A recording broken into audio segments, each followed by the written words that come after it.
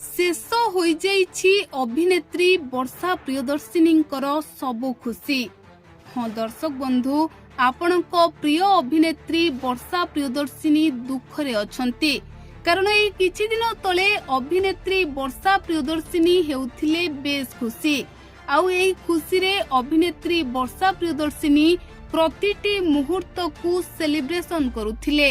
हेले दर्शक बंधु, अभिनेत्री वर्षा प्रियदर्शिनी सबु खुशी सरी जाइछि। आउ एई खुशी काहेकि सरीछि ताहा जानिले आपण भी दुख प्रकाश करिवे। तेबे दर्शक बंधु, आपण माने जानिथिले एई किछि दिन तले अभिनेत्री वर्षा प्रियदर्शिनी एते खुशी थिले जे पुरी जाई श्रीक्षेत्र रे जगा को दर्शन करिथिले। आउ सोशल मीडिया रे फोटो छाड़ी जय जगन्नाथ बोली लिखिथिले।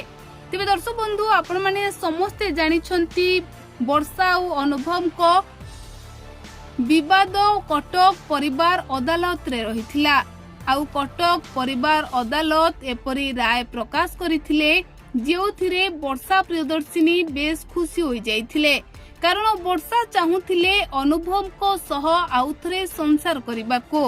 वर्षा चाहुथिले अनुभव को सह गोटिए घर भितरे एकाठी रहिबाको। हेले दर्शक बंधु, एहारी भितरे एक बड़ खबर आसीछि, जेउ खबर वर्षा को निहाती भावरे दुख देथिबो।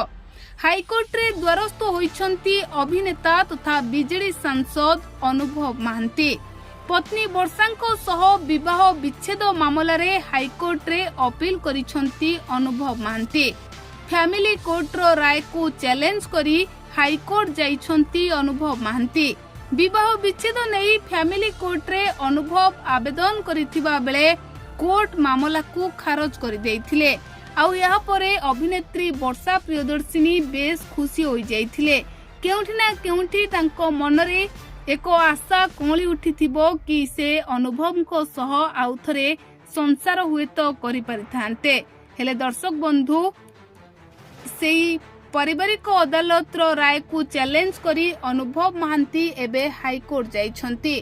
तेबे दर्शक बंधु, आपनकर मने थिबो अनुभव महांती प्रथमे दिल्ली रो पटियाला कोर्ट रे विवाह विच्छेद मामला करिथिले। एई मामला कटक रे विचार करा जाऊ बोली वर्षा सुप्रीम कोर्ट रे द्वारस्थ होइथिले। तेबे सुप्रीम कोर्ट को निर्देश रे मामला कटक को आसीथिला। कटक फैमिली कोर्ट रे एई मामला विचाराधीन थिला। गत 22 तारिख रे कोर्ट एही मामला को खारज कर देइथिले। एहा सहित तांको पत्नी तथा अभिनेत्री वर्षा प्रियदर्शिनी करिथिबा आवेदन को मध्य खारज कर देइथिले। कोर्ट स्वामी स्त्री भाबे रहिबा पई वर्षा आवेदन करिथिले। आउ एहा परे अनुभव महांती एबे हाईकोर्ट रे द्वारस्थ होइछंती।